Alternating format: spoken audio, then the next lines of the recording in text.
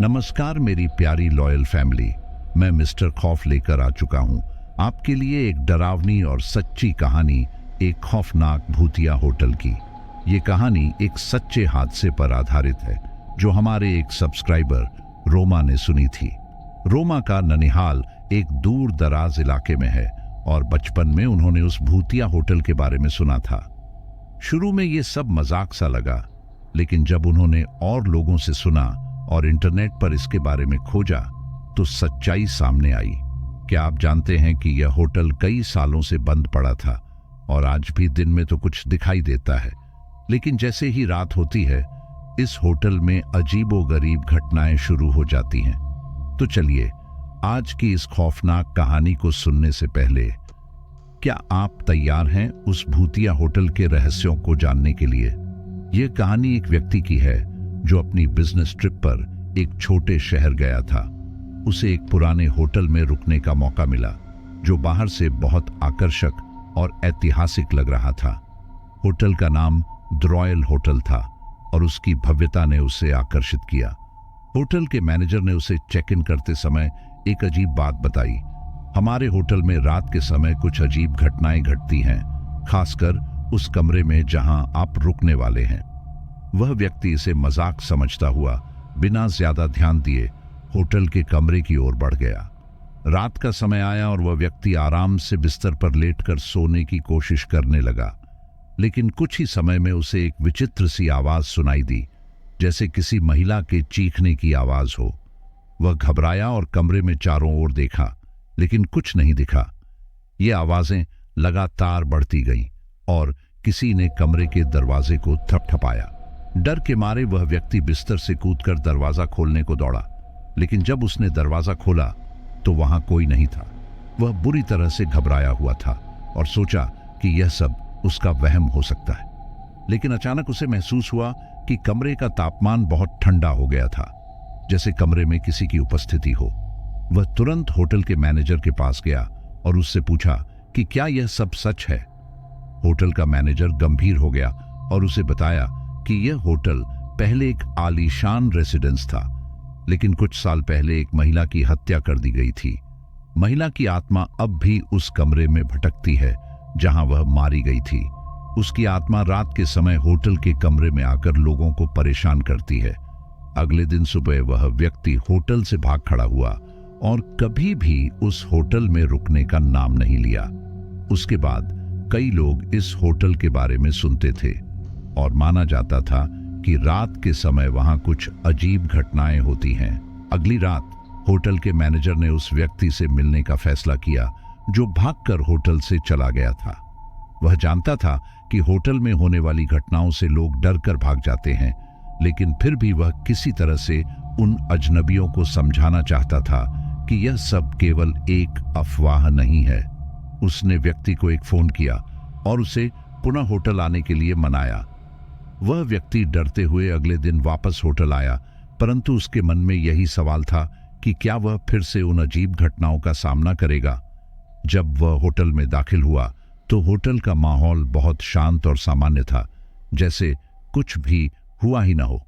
लेकिन होटल के भीतर एक अजीब सी नीरवता थी, जैसे कुछ बहुत पुराना और खतरनाक वहां मौजूद हो। मैनेजर ने उसे रॉयल होटल के इतिहास के बारे में और भी जानकारी दी। उसने बताया कि जिस महिला की आत्मा उसे परेशान कर रही थी उसका नाम मीरा था। मीरा एक बहुत ही सुंदर और समर्पित महिला थी जो इस होटल के मालिक से बहुत प्यार करती थी, लेकिन एक दिन होटल का मालिक उसकी हत्या कर देता है। कुछ सालों तक उसकी लाश किसी तरह छुपाकर रखी जाती रही, लेकिन किसी रात पुलिस ने उसके शव को ढूंढ लिया और मामले का खुलासा हुआ। वह महिला अब अपने हत्यारे से बदला लेने की लालसा में बुरी तरह भटक रही थी। रात होते ही वह व्यक्ति फिर से अपने कमरे में चला गया। इस बार उसने कमरे की खिड़की को बंद करने की बजाय थोड़ी सी खोल छोड़ी ताकि बाहर की ताजगी आ सके, लेकिन रात को कुछ समय बाद उसने फिर वही भयानक आवाजें सुनी। एक महिला की कराहती आवाज, जैसे वह किसी अंधेरे में चीख रही हो। अचानक कमरे की बत्तियां बेतहाशा झपकने लगीं और दरवाजे की झिड्डी से ठंडी हवा अंदर आने लगी। वह व्यक्ति बुरी तरह से डर गया, लेकिन उसने हिम्मत जुटाई और दरवाजे के पास जाकर देखा। उसे अचानक कमरे के कोने में एक धुंधली सी छाया दिखाई दी। वह महिला की आत्मा थी, जिसकी आंखें गहरे गड्ढों जैसी दिख रही थीं और चेहरा डरावना था। महिला ने धीरे धीरे उसकी ओर कदम बढ़ाए, जैसे उसे पकड़ने के लिए आई हो। उस व्यक्ति ने घबराकर दरवाजा खोला और भागने की कोशिश की, लेकिन दरवाजे का हैंडल अचानक जाम हो गया। उसे एहसास हुआ कि अब वह बच नहीं सकता। उसने जोर से चिल्लाया, लेकिन उसकी आवाजें कहीं खो गईं। तभी अचानक कमरे में अजीब सी खामोशी छा गई। वह डरते हुए बिस्तर पर गिर पड़ा और तभी महिला की आत्मा ने एक धीमी और गहरी आवाज में कहा, तुम मुझे यहां से नहीं बचा सकते जब तक तुम मेरी मदद नहीं करोगे। अगले दिन जब वह व्यक्ति होटल से बाहर भागा तो उसने ठान लिया कि वह इस भूतिया होटल के रहस्य को और गहरे से समझेगा। उसने स्थानीय लोगों से सुना कि अगर किसी को इस महिला की आत्मा से मुक्ति चाहिए तो उसे उस होटल के मालिक का नाम बताना होगा, ताकि होटल के काले इतिहास का अंत किया जा सके। इस घटना के बाद उस व्यक्ति ने उन लोगों से मुलाकात की और उन काले राजों का खुलासा किया जो होटल के भीतर छुपे हुए थे। लेकिन क्या वह सच में उस भूतिया महिला की आत्मा को शांति दे पाया? यह सवाल आज भी अनुत्तरित है और होटल में आने वाले हर व्यक्ति को रात को वही डरावनी घटनाएं घटती रहती हैं। कुछ हफ्तों बाद वह व्यक्ति, जो अब तक उस भूतिया होटल के बारे में पूरी तरह से अंधेरे और रहस्य में खो चुका था, फिर से उसी शहर में लौट आया। इस बार उसका इरादा सिर्फ भागने का नहीं, बल्कि उस होटल के अंधेरे रहस्यों को खत्म करने का था। उसने सुना था कि होटल के मालिक का नाम रघुकुल था, जो अब बहुत बुजुर्ग हो चुका था और होटल के पास रहने वाले एक पुराने मंदिर में पूजा करता था। उस व्यक्ति ने फैसला किया कि वह रघुकुल से मुलाकात करेगा और होटल के बारे में सब कुछ जानने की कोशिश करेगा। उसने कई दिनों तक रघुकुल के बारे में जानकारी इकट्ठा की और अंततः एक शाम उसे रघुकुल का पता चल ही गया। रघुकुल एक छोटे से मंदिर में पूजा कर रहा था, जहां उसे शांतिपूर्ण वातावरण में देखा गया। आप वह रघुकुल हैं? वह व्यक्ति थोड़ी घबराहट के साथ पूछता है। रघुकुल ने उसे देखा और मुस्कुराते हुए कहा, हां, वही मैं हूं। पर तुम कौन हो और यहां क्यों आए हो? उस व्यक्ति ने बिना वक्त गंवाए अपना सवाल पूछा। मैं उस होटल के बारे में जानता हूं जहां आप रहते हैं। मैं जानना चाहता हूं कि वहां क्या हुआ था और क्या कोई तरीका है उस महिला की आत्मा को शांति देने का। रघुकुल के चेहरे पर अचानक तनाव आ गया। उसने एक गहरी सांस ली और धीरे धीरे बोला, वो महिला मीरा मेरी पत्नी थी। मैंने उसे मार दिया था, लेकिन यह कोई साधारण हत्या नहीं थी। यह एक दुखद और क्रूर कहानी है। रघुकुल ने अपनी आंखों में अतीत की गहरी उदासी को महसूस किया। उसने कहना शुरू किया, मीरा और मैं एक बार बहुत प्यार करते थे, पर मेरे दिल में एक गलत सोच समा गई। मैं उसकी चाहत और सुंदरता से डरने लगा। मुझे लगा कि वह किसी और से प्यार करने लगी है और मेरी स्थिति उस समय ऐसी हो गई कि मैंने उसे मार डाला। मुझे लगा कि उसे खत्म कर देने से सब कुछ शांत हो जाएगा, लेकिन मैंने जो किया वह मुझे शांति नहीं दिला सका और फिर उसकी आत्मा ने मेरे जीवन को बर्बाद कर दिया। मैंने महसूस किया कि वह मुझसे बदला लेना चाहती थी। उसने मुझे हमेशा परेशान किया। रातों को खौफनाक आवाजें सुनने को मिलती और मुझे कभी भी चैन से सोने नहीं दिया। मेरी गलती की सजा मुझे अब तक मिल रही है और यही कारण है कि होटल की हर रात भूतियां हो जाती है। मीरा की आत्मा यहां अटका हुआ है क्योंकि उसने कभी मुझसे बदला पूरा नहीं किया। वह व्यक्ति रघुकुल की बातों से हैरान था, लेकिन अब वह जानता था कि उसकी मदद से ही वह मीरा की आत्मा को शांति दिला सकता है। रघुकुल ने उसे एक पुरानी किताब दी जिसमें एक प्राचीन तंत्र मंत्र था जो मृतात्माओं को शांति देने के लिए उपयोगी था। वह व्यक्ति किताब के साथ होटल वापस लौटा। अब उसे समझ में आ चुका था कि मीरा की आत्मा को शांति देने के लिए उसे खास पूजा करनी होगी, जिसमें रघुकुल ने बताया था कि वह पूजा होटल के पुराने कमरे में करनी होगी जहां मीरा की हत्या हुई थी। रात होते ही वह व्यक्ति कमरे में पहुंचा और तंत्र मंत्र का जाप करने लगा। अचानक कमरे का वातावरण बदलने लगा। एक ठंडी हवा बहने लगी और कमरे की बत्तियां मद्धम हो गईं। कमरे के कोने में वही धुंधली छाया फिर से उभरी, जो अब मीरा की आत्मा के रूप में सामने आई। उसने गहरी आंखों से उस व्यक्ति को देखा और धीमे से कहा, तुमने मुझे शांति दी है। वह व्यक्ति डर के मारे कांप रहा था, लेकिन तभी मीरा की आत्मा ने उसे धन्यवाद दिया और धीरे धीरे कमरे से गायब हो गई।